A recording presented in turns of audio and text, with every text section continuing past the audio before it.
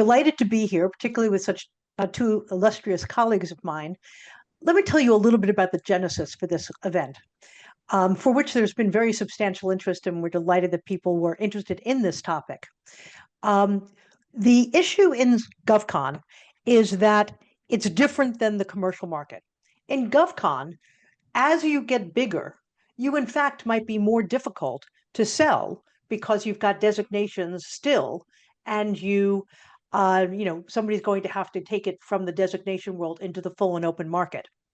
Over time, we've been seeing more and more companies that have either graduated from the designation market or about to, being very interested in continuing their growth by focusing on designation companies. That's a real challenge. And as we were talking about it among ourselves, we decided that we'd ask David, who has done exactly these kinds of transactions several times, to talk about how they get done, why they get done, and what works and what doesn't. Before we turn this over to David, Todd, is there any opening comments that you would like to make? I just wanted to say that thank you all to sbLiftOff for hosting this event. I've been involved in a couple of the webinars. I've really enjoyed the opportunity and this platform. I do think that this is a timely topic for companies to think through ways to grow in the GovCon space, and thinking through not only acquiring an entity or looking at a small business partner in different ways to partner and go after opportunities. The other thing to think about acquisitions is sometimes you're not buying the whole company. You may be looking to buy a particular line of business, i.e. a contract, and how that might play into your overall strategy. So looking forward to the discussion today. Thank you, Sharon. Fantastic. Now, David, you've actually walked the path that so many people want to. I can't tell you how often business owners come to me and say, hey, we're now 30 million, 40 million, 50 million. For some reason, the goal is to get to 100 million. It's kind of like there's a brass ring, and that's what people want to hold on to. And getting to 100 million is not easy. You can, of course, do it through organic growth, and there's some very clear advantages for that. But most people do it with some level of inorganic growth. David, what was your thinking? What was the PSI thinking about saying we want to grow and we're going to acquire not companies that are in the full and open market, but companies that are still in the designation market? What was the thinking about that, and what were the discussions like inside? Sure. Before I start, I just also want to thank you, Sharon, Todd, and Jennifer, for giving me this opportunity to share my thoughts and experience on the topic. Good afternoon, everyone who joined in. So what was our thinking? Well, a couple of things that I wanted to share. Maybe it'll be helpful for you if you're thinking along these lines. So I'll just go ahead and give kind of the upfront first. And whatever interests, Sharon, you may have in any of the particular topics, I'll try and drill down, but I certainly don't want to, take up all the time.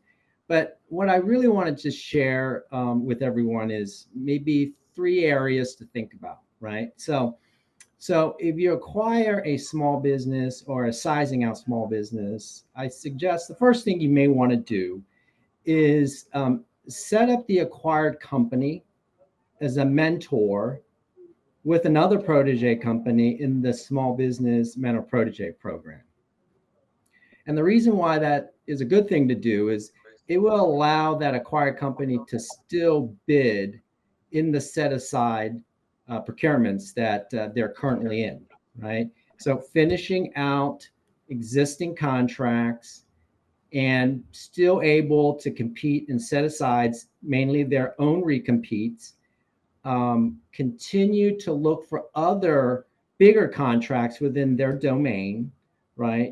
And then also look at adjacent areas, adjacent markets that as a small company, now with the backing of a mid-sized company and a protege company, that may be possible now. So doing the joint venture model, I think, is a much better way to grow that acquired company than perhaps doing it as a prime sub, right? So if you think about a small company that you acquired, they're no longer able to compete as a small business.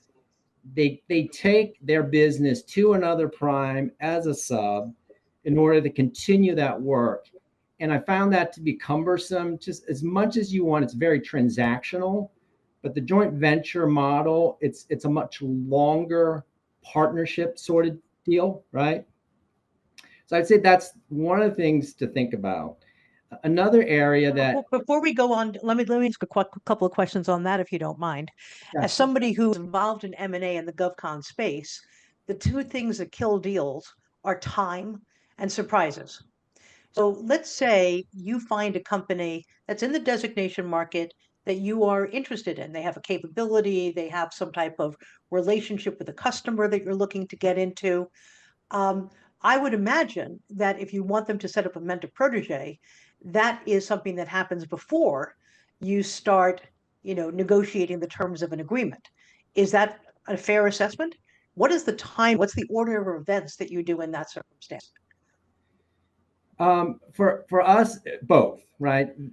We target a company that already had a mentor protege relationship, right? So that's something that we value, right? So then we just go in and help execute it, because a lot of people have these relationships in place, but it's really the time and the effort and really the resources that you can bring. For example, as a mid-sized company, we can recruit. Like, we've done that for a long time. That's something we brought to the table right away. So that's one instance. You can acquire somebody that already have those relationships in place.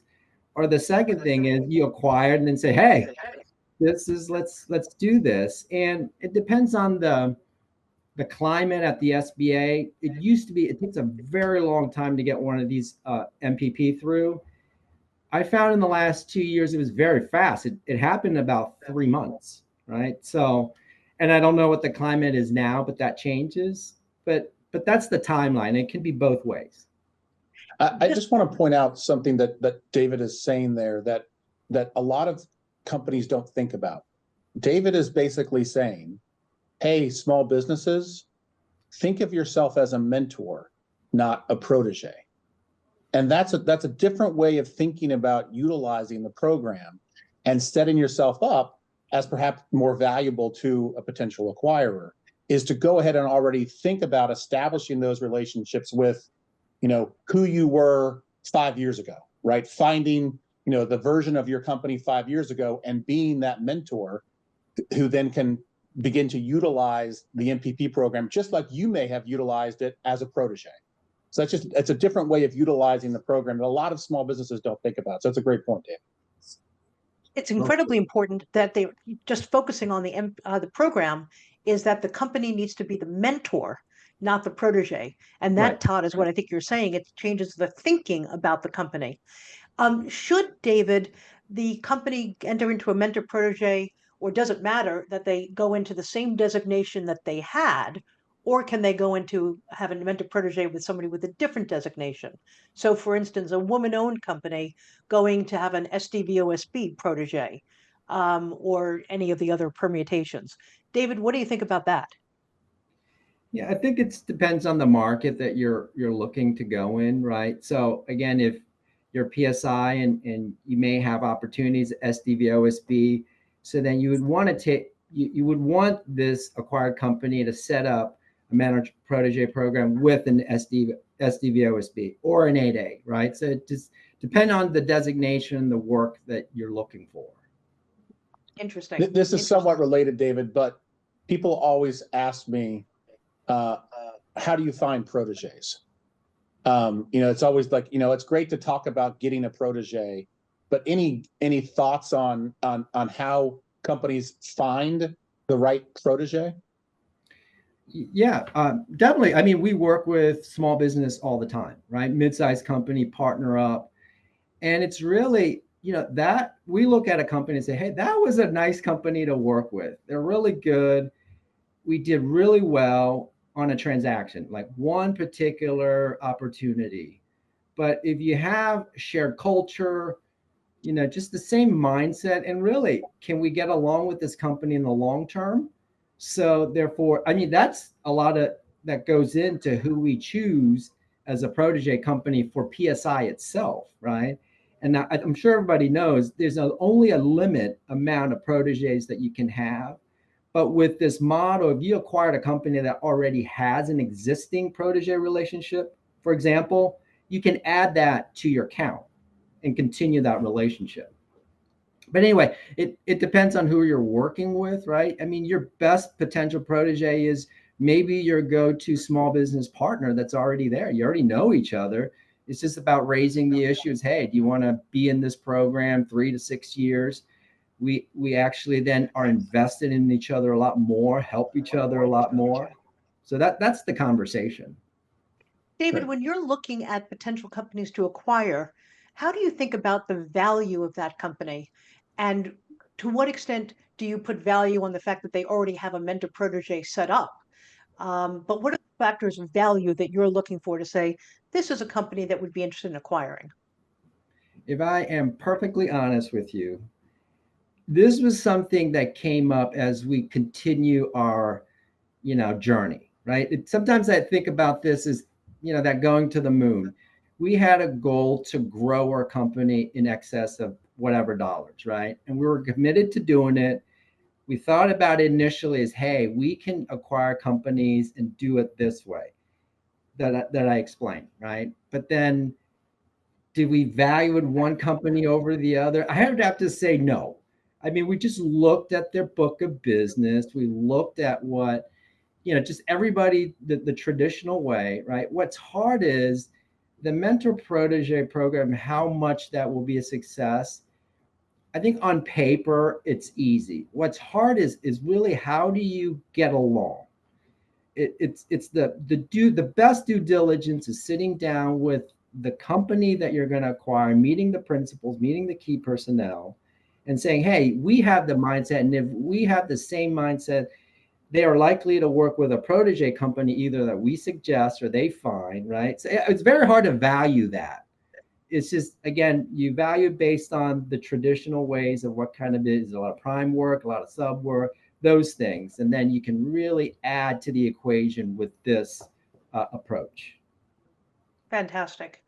Um, we've talked about the mentor protege, and that's incredibly important, which either the company can have or they can develop afterwards. I think that you've got two other criteria that are really important for you when you're looking at acquisitions. Yeah, I would give the second one. I give the credit to Todd. It's advice that he gave me. He probably like, "What are you talking about?" Right. So as I'm talking about this process or this way of growing inorganically with companies here, proteges there, you're bringing in a lot of talent, a lot of customer relationships, right? So the advice that Todd gave me maybe 5 years ago when we're looking at doing our first, I asked him, what makes one acquisition work well and what doesn't, right? What works, what doesn't. Todd's answer, I don't know if he remembers it. It was nothing to do with the T's and C's. It was do not marginalize the principals. Don't do the deal. Sit them in a corner. They wait out their 2 years.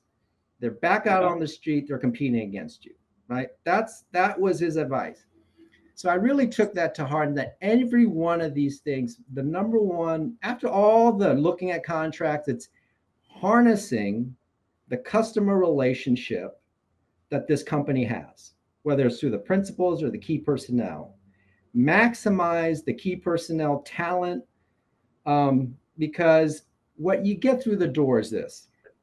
You bought a company, small company, they probably had a great relationship with that customer for 15 to 20 years, right? And the problem is when you buy them, this is what they have to tell their customer. I'm sorry, but I can't compete for your work anymore because we're big, right? But now you can say, look, I got a great proposition for you. We just got acquired. I can still come back and do the work for you, 60% as a joint venture. But now I have this larger backing, innovation, talent recruiting, all of these things. You take what is really the gem of that acquisition, and that's your rocket fuel, right? And all of these acquisitions, sometimes we got the principal and sometimes they want to retire, and that's good too. So there's also key personnel, right? I'll just give one example of, maybe it's not an exact science, But when we acquired a company that was in the nuclear space, there was one BD person that was hesitant to pursue a particular work, and that was because the prior owners were really clear on areas that they wanted to pursue. They didn't want to go after maybe different things, right? And I'm sure that worked well with them, but our company was like, growth is good, right? So, and I just remember him saying, he was at NIOSH. He says, there's an opportunity that I've been drooling over. And we just said, go for it. It's not in an area that we work. I don't know if drooling is a capture language, but it sounded good to me. Like, that's a good capture guy, right? And we want. You certainly want somebody who's excited about it.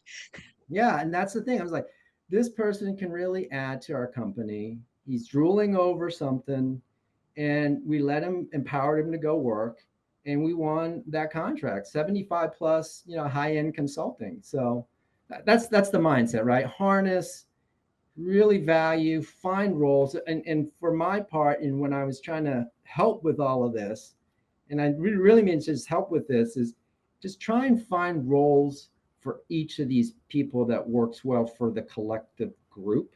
We organized into sectors. We had JVs that had domain expertise, and everyone had legitimate, not just the title on their business card, but real purpose for our company.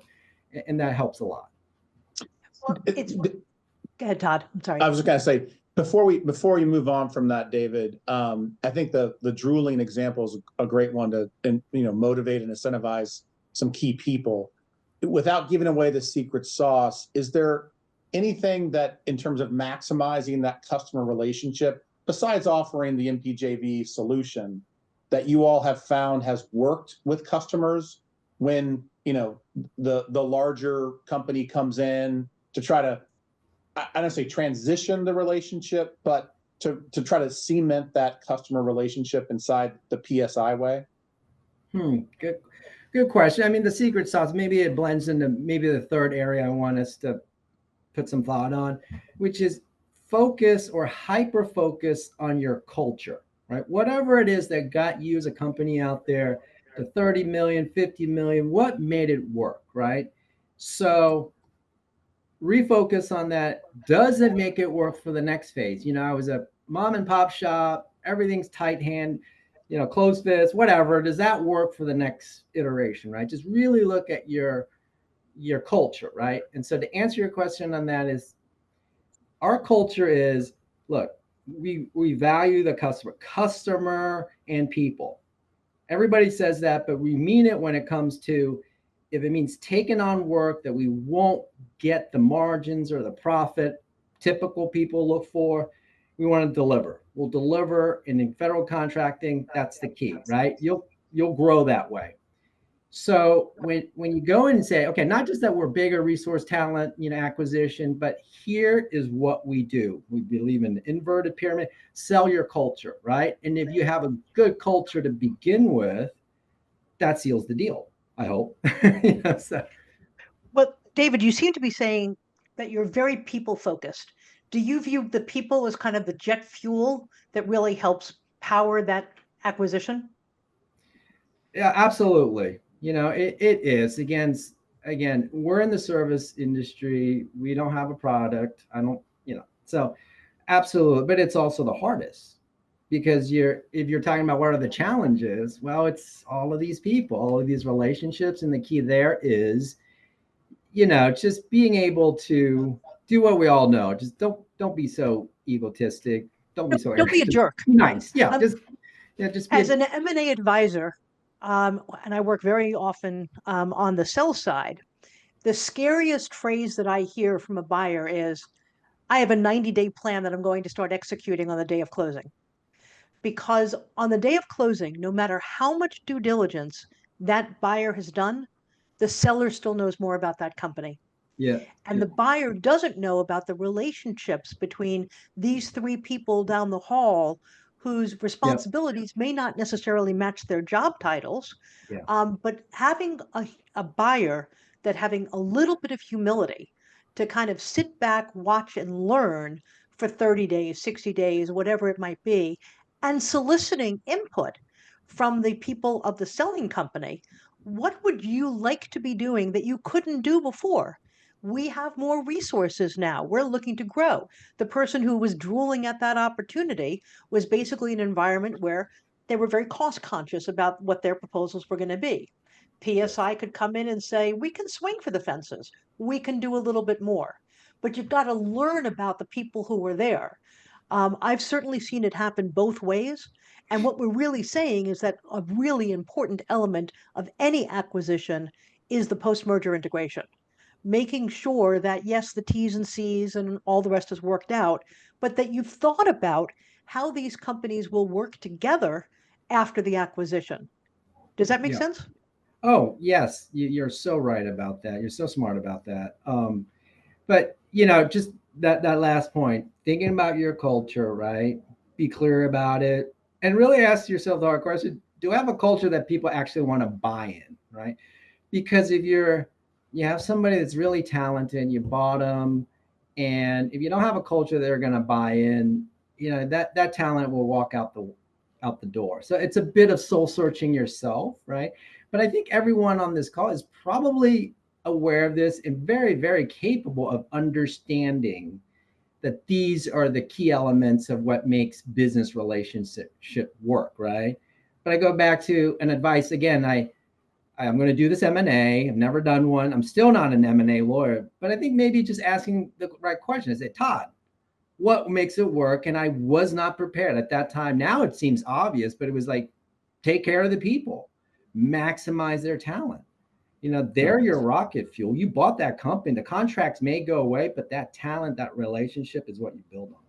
Yeah. And it's actually a complicated situation because very often the sellers don't want to bring the employees in to the transaction prior to closing. Maybe there'll be 1 or 2 or 5 prior to the day of closing. So the buyer is going into a group of people that he doesn't know that well, or she doesn't know that well, right, and has to learn about them to figure out how to get the best out of them. I'm sorry, Todd, what were you going to say? No, I was just going to mention that we're about halfway through. We do want to encourage people to ask questions in the Q&A function. We've had 3 good questions so far, a couple for David to take a quick look at. We've already addressed the first one in terms of the limit on number of mentor-protege agreements, and David's addressed that question already. I don't know if David's going to be able to answer this question, but I didn't want to. How has PSI funded its M&A strategy, and does this lend itself to a PE-funded strategy? I don't know if I can share that information. Just only that's ownership, and I don't make those decisions. So it's probably a good thing for me not to go into that. If that's okay. Talk about that's totally fine. Let me talk about it at a high level, not necessarily with PSA, which is most companies that are wanting to do an acquisition need to bring money to the table. The days of being able to do an acquisition without bringing serious cash to the table are pretty much gone. Banks will definitely do lending, and they will lend on the combined EBITDA of the buyer and the seller, but they'll also look at what is the outstanding debt. So if you're doing your first acquisition as a buyer, you basically get to take your entire EBITDA, combine it to the EBITDA of the company you're buying, and a bank will probably lend against that. But they're probably not going to lend the entire amount. Almost certainly they won't. Sellers get paid in 4 ways. One is cash at close, which is what every seller wants and which every buyer is looking to kind of minimize a little bit. Then there's equity rollover, seller financing, and the dreaded earnout. And there's a role for an earnout. So there's probably some combination of that, and I have no inside information about PSI. There's probably some way of structuring that because, David, as a buyer, don't you care about the seller continuing to be invested in the company after the transaction to make sure that is going to be a smooth transaction? And in fact, you're not stepping into their problems, but you're stepping into their opportunities. Yeah, and definitely addressing that with what people are paid or what the principles are.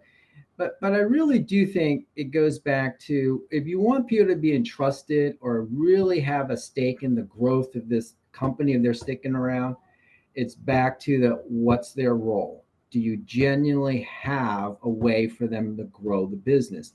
And maybe this goes back to the first point, which is prior to thinking about it this way, it's very hard to ask a small business that you just acquired and ask them grow it, right? But now they're handcuffed. But you got to find a way in which so that they can sell better to their customer. But now figure out a way, how do you arm them even more, right? Because we maybe had a solutions architect that is brilliant, which we do. And we were able to write better proposals than ever for them. Just the things that, those are the incentive that make, if people are successful in compensation, equity, whatever those things come, right? Just as all of us who work for a living, but truly, if they're invested and want this company to grow, they have to like your company and they have to be able to be put in position to be successful. Sharon, can I ask you kind of turn the question towards you and kind of what you are seeing in the market, given your client base, thinking about the buyers potentially on the webinar today, what is a small business or a designated company ownership group wanting to see in an offer? That is, if I'm responding to one of your, one of your pitch books, putting together an LOI, and I'm trying to put together an aggressive offer, obviously cash is king. But if I'm trying to get creative and I really want to attract that company into my family, are there certain tips that you'd offer to buyers that owners are wanting to see? Sure. The first is don't think about owners as a group, but learn as much as you possibly can about the people who are trying to sell their company. There are definitely people for whom the purchase price is a report card, and they want to see the highest number they possibly can, even if there's contingencies associated with that. And then there are other people who are extraordinarily risk adverse and saying, I'm willing to take a lower purchase price in order to get more cash at close. So when we're working with our sellers, we basically really spend a lot of time trying to work with them to understand that there is a trade-off between the amount of non-contingent payments that you get at close and what that ultimate purchase price can be. You've got to make sure that the non-contingent purchase price is something that if that's what you ended up with, you'd be satisfied because the contingencies, may or may not occur. Where we find the contingencies really help is particularly, and this happens all the time, a seller is 100% convinced that the recompete that's coming up in 6 months is going to be won by them. And the buyer says, hey, if you win that recompete, I'm happy to pay you more, but I'm not willing to pay you more at closing because that recompete may not happen. That kind of structure is something that a seller needs to think about because they've got two options. One is they could go forward with that transaction and structure some type of earnout based upon that contract being won or unfortunately not happening if it's lost. Or two, they can wait until after that recompete and then bring that to market and trying to increase their cash at close. But there is risk associated with owning your company. I can't tell you that, under no circumstance will the government ever not exercise an option contract or cancel a contract for convenience, etc. So you've got to constantly be weighing these kinds of issues. So there are no right or wrong answers. There are right or wrong answers depending upon who the seller is and what the relationship with that buyer is. If that seller is going to be 80 years old, well, I don't think that the equity rollover makes a heck of a lot of sense. On the other hand, if they're 47, then that equity rollover giving them a second bite of that apple can make a lot of sense. So it's not so much how do we advise that these deals ought to be done, but we talk a lot to the sellers about what they're looking for. Are they looking to stay with the company afterwards, or are they looking to do a relatively short transition? So that's how we kind of think about that. And then we try and be fairly open with the buyers and saying, here are the sellers, they're going to go into retirement. If you're only looking for companies where they're going to be staying for 3 to 5 years, this is not that company. If, however, you're okay with them leaving, by the way, there's an excellent secondary management team outside of ownership, and those folks are really, drooling to try and get to more opportunities. So you really need to look at each company individually to figure out what's the best way of proceeding. David, what do you think about that? Well, I don't think I stated any differently, but if I may just add one thing, since you're talking from a buyer's perspective there a little bit, maybe a couple things to think about from a buyer standpoint, right? So you're looking at potential targets. So this is my experience is, so let's say if you're looking at a target that's doing really great DevSecOps work, so a small business doing cybersecurity. Well, it's going to be a pretty expensive acquisition and it's probably out of our price range, right? Or no one wants to sell their company at that time. That's the best time to be, and they'll continue to grow. But companies that are sizing out, like they're thinking, oh no, we're sizing out, we're worth not that much, but maybe that's the company you target, because remember we said they're sizing out of their status, but they're not sizing out of their relationship, right? So again, go back in, you can continue that set aside work by the JV model, right? So looking at a company sizing out that may not be that attractive, maybe that's the one that you look for because nobody else wants to buy that. And another one that as buyers typically are concerned with is, a lot of subcontracts work, right? I understand you go in, they're out, that, we don't get that work, but maybe take a look really behind the story. How are they a subcontractor on that? Are they the key to that relationship? Are they not on that contract because, it went full and open and they have to be the sub now for whatever the reason? If you have that story and you feel pretty good about, if we come in, they're still who the customer wants, then typically you can get a better price and nobody else wants to buy that, but you're the one that bought it. And then you can flip it back that you're the prime if you do it right. Just maybe think about it. There's the reason why we think about things traditionally, but then maybe, some of those thinking may help. That is an excellent point. I mean, we all know that prime work is better than sub work. Okay, nobody's going to argue that. Having said that, not all sub work is the same. Sometimes it's sub work where you're not doing highly skilled labor and whoever it was the prime hired you because you had a designation. But we've definitely seen companies that do 100% sub work and have tremendous customer intimacy, and that the prime is using them because of that familiarity with the client, because of the quality of their work. That's a very different acquisition than somebody who's just getting the sub work because of their designation. So you really need to do a further, deeper dive into that sub work to see what the level of value might be to that buyer. That's right. That's right. Todd, I wanted to go to an area. You're the GovCon regulatory guy. One of the questions here is, as a woman-owned small business who wants to sell a company that's not to a sell a company that is to somebody who's not a woman-owned small business, is there a rule the buyer has to recertify on option years? This is going to lead to a bigger conversation. Why don't we start off with what the rule is currently, and then talk ever so slightly about how the world might be turned upside down. Right. Right. So it is important, I think, to address, and a couple of the questions have kind of asked about SBA regulatory change and would that change your strategy? And the regulatory changes that could happen could be changes regarding recertification, which we can talk a little bit about. There could also be changes to the mentor protege program, and there's been tweaks on both. As folks on this call know, that mentor protege program is fairly new. It's only been around technically for 8 years. And SBA is constantly looking at the program and how the program has evolved, and I think we'll continue to tweak that. On the recertification side, again, this is an issue that has been around my entire legal career. It used to be that Lockheed Martin was one of the largest small business contractors. That's what it was. Lockheed would buy companies, and they just kept reporting the sales as a small business award because there was no requirement that Lockheed change or recertify.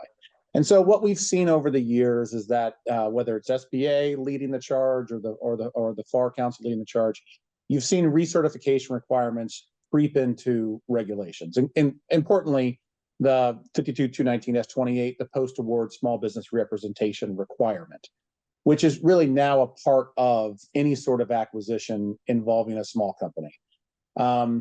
And we've seen case law and protest law come out interpreting how and when you have to recertify in regards to your eligibility for a contract. SBA has come out with a proposed rule that could potentially impact current small business MAC contracts. So multiple award contracts or GWAC contracts that are small business set-aside contracts. Historically, once small, always small. And so your time of size was determined when you got the contract award, not at time of order. Unless, of course, the CO, which they have always the discretion to have asked for recertification, which generally doesn't happen because the COs want the small businesses to compete. There's been this long-standing exception also for FSS contracts, the GSA contracts, where similarly there wasn't a requirement for recertification. So the way the proposed rule is set forth now, and there's been a lot of comment against this position that SBA has taken, is that in essence for these small business GWACs, that the small business, to the extent they recertify, is no longer small due to an acquisition or due to the 5-year term, that they would no longer be eligible to compete for orders underneath those multiple award set-aside contracts. And that does change the potential valuation of those contracts on a go-forward basis. So again, we'll have to see where that rule comes out. There's some other aspects of that rule which aren't necessarily that controversial. They're going to try to consolidate into one place all the recertification requirements so that people can look in one place rather than all around the CFR to figure out where recertification requirements are. That's a pretty good, I think, effort. And there's also another potential controversial portion of the rule about this agreement in principle concept, which is really kind of already part of the regs. And so I don't think that'll come anywhere. But I do think it's important to think about where these recertification rules are going. And as David said, plan for it at the beginning, right? I mean, plan for an alternative path to win that work.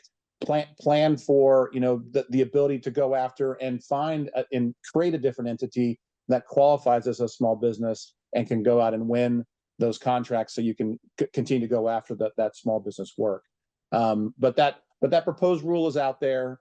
Comments have been received. We'll see where SBA comes out on this kind of, and I would call it almost like an enhanced recertification requirement.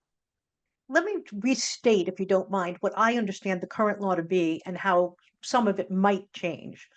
Under current law, if a seller has contracts with option years and the buyer is unable to recertify for that same designation, the buyer does get to take those contracts. Yeah, it just and the doesn't count. government is likely to exercise all those option years. That's been the norm. Of course, the contract officer can defeat that, but they almost never do. So generally, a buyer, what we tell sellers is go get a lot of backlog. Go build your company so that you've got customer intimacy, get a lot of backlog, because that backlog is going to be protection for the seller, for the buyer, and that's where they're going to find a lot of value. Okay, that's great. Then the issue is, okay, what if you can't recertify? Again, you can't recertify. There are some contracts that basically say, okay, you can continue to keep the IDIQ, MAC, whatever, but you may not be able to, go for more task orders under that. That tends to be in the specific vehicle. That's not generally an SBA rule per se.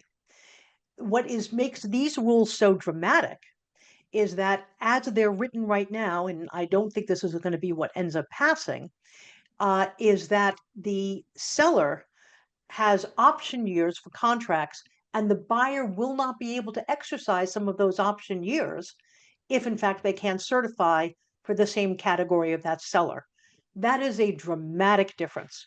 I was talking to one company that, based upon their backlog and their customer intimacy and their margins and all the rest, I put their value at around $20 million, give or take a little bit. I then looked at them under the new rules where almost all the backlog could get canceled and said that company is now an $8 million company. So that is truly a problem. And I don't know that the SBA has focused on the significance of what that could do to the value of these companies. You know, it does feel like there's a bit of a combination here between category management, where contracts are getting bigger and bigger, and mentor-protege relationships, where you're trying to get companies that may not have that specific expertise be able to create a relationship with somebody to get that. So it does feel like these things are all working in tandem in a way that might not be beneficial to the small business.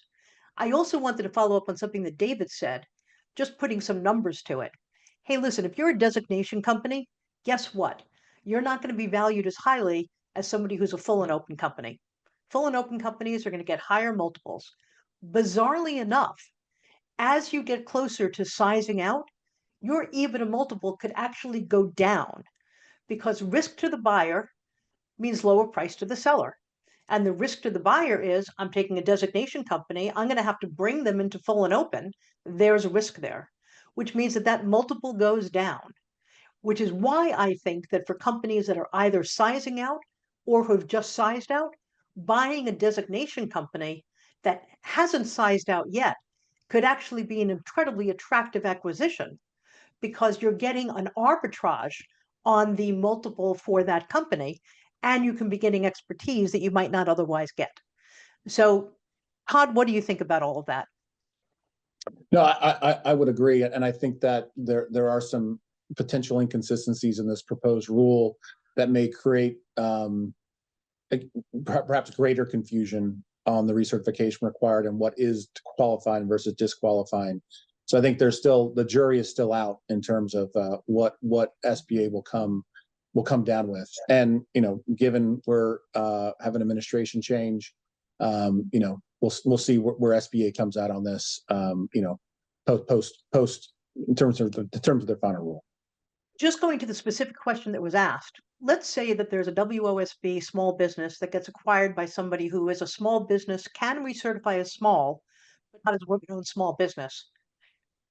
Do those contracts continue under the current law, and the options can be exercised unless the contracting officer says otherwise? I believe the answer is yes. In terms of obviously the entity itself will no longer qualify as a WSOB. If it has received WSOB set-asides, they should be able to continue to count the award and continue the award. That is, they may not be able to count it as a WSOB. So not that the contract would go away, but you are going to have to recertify what your status is post-acquisition. And if you're no longer a WSOB, you're no longer a small business. I mean, the general rule right now is that the work continues. You just can't count it as whatever category it is. The only contract where it technically goes away or potentially goes away is an 8A contract. Understood. I want to go back to the questions just for a moment. And David, this might be a question for you. If a company has the max number of proteges, PSI, let's say, and then buys a company with mentor proteges, can they maintain those relationships post-closing? What are the rules on that, David? You're on mute. The answer is yes, you can maintain those relationship post-acquisition.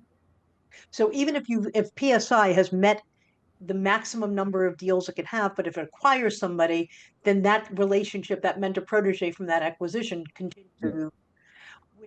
What would be if the company that you're acquiring didn't have the mentor protege, but wants to put it in place afterwards? I go by the application. The regs say each mentor can have up to three, right? it doesn't say mentor and its subsidiaries and its other, like a corporate family definition, right? So I go by what the application asks. So you want to answer it completely. I mean, truthfully, right? So what are your other ones?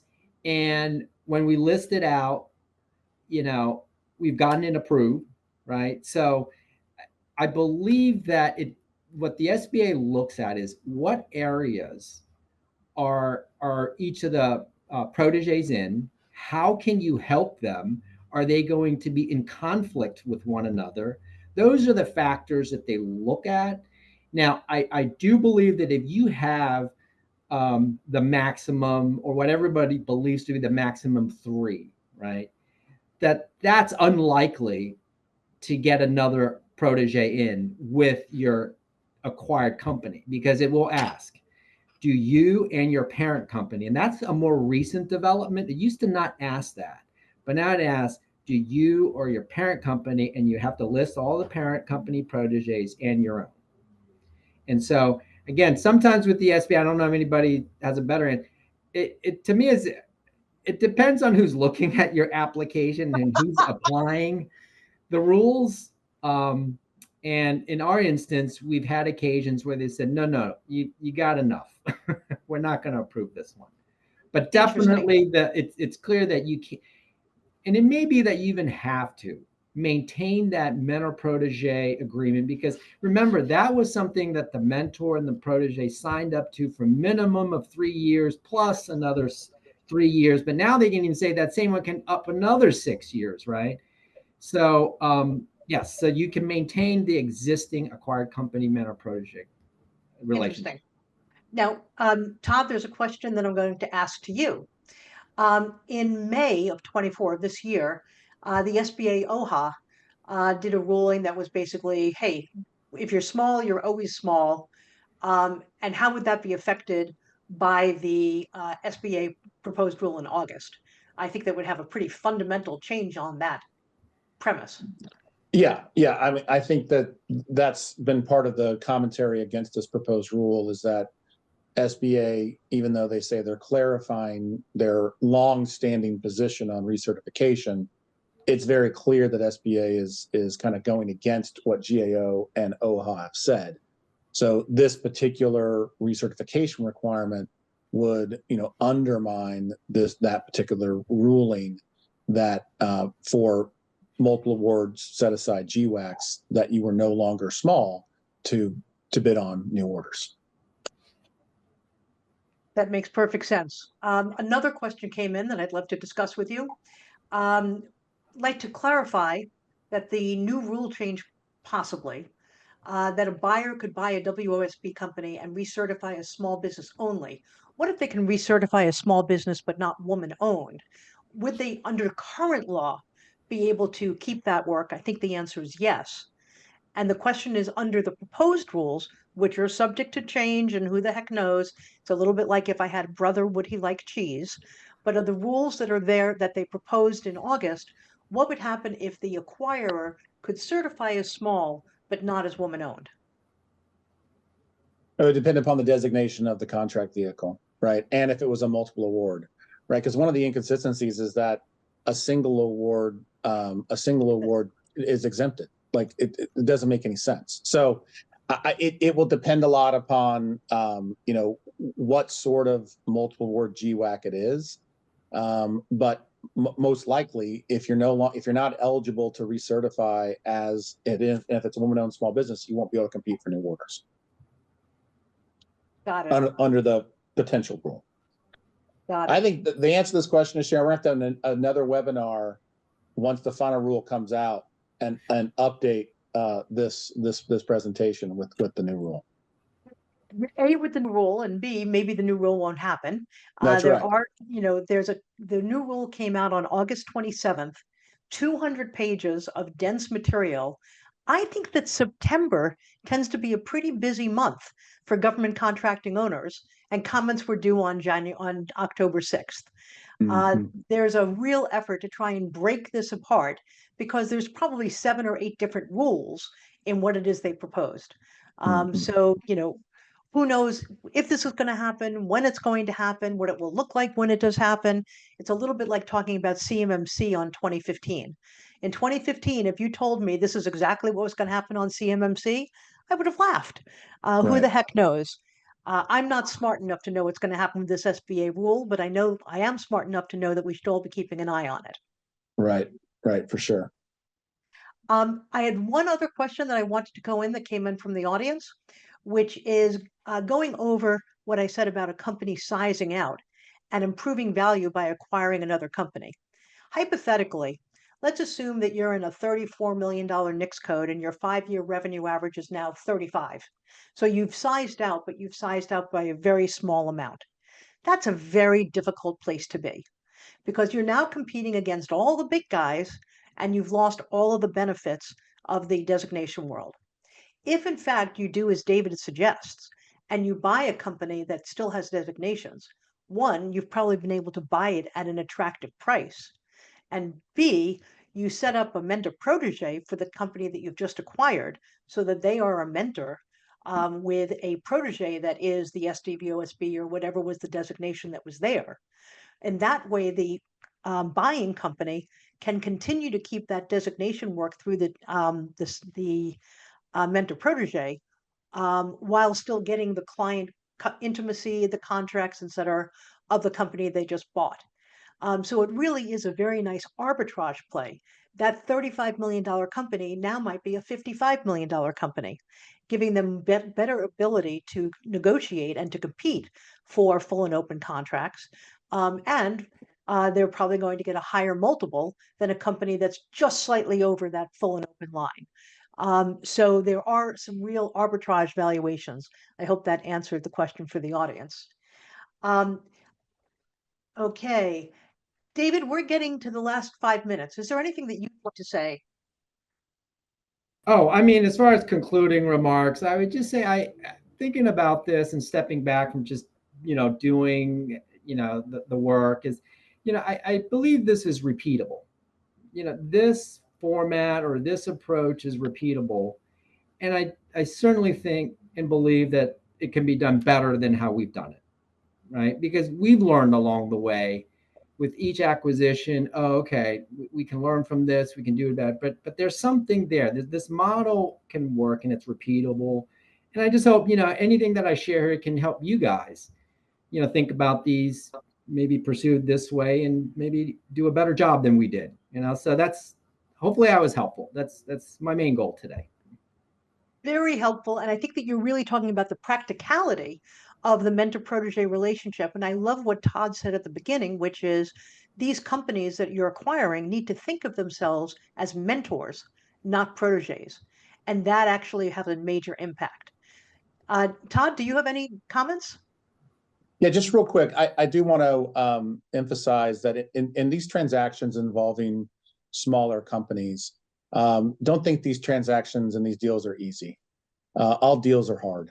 All deals take time. And sometimes the smaller deals, there's much more at stake. There's a lot more emotions. There's owners looking for a grade card on a price. There's all sorts of the issues that you have to think about. So, go into it with an open mind from a buyer and seller perspective that this is, it's an important transaction, particularly if, a company at a $20 million mark has worked hard for 20 years and is willing to sell their company now. Go in with that mindset and understand that it's going to take time and effort to get it done. And a little plug for Sharon and team. I think having a banker, a sell-side advisor, particularly for smaller deals, is extremely helpful because it will help a buyer. It will help the company get organized. It will make the process easier. It will get to a closing much faster than if you don't engage a sell-side advisor earlier on. So give Sharon and Jennifer a call. I just want to say I did not ask him to say that, but very much appreciate you doing so, Todd. Jennifer, let me throw it back to you. Okay, well, I just want to thank you. That was a great discussion. Thank you, Sharon, Todd, and David. And there were tons of questions. So that's always great to see the questions populated. And to all of you who attended, thank you so much for joining us. If you have any questions, please don't hesitate to reach out. We'll leave the slide up for a little bit if you want to grab emails. And we hope you all have a wonderful day.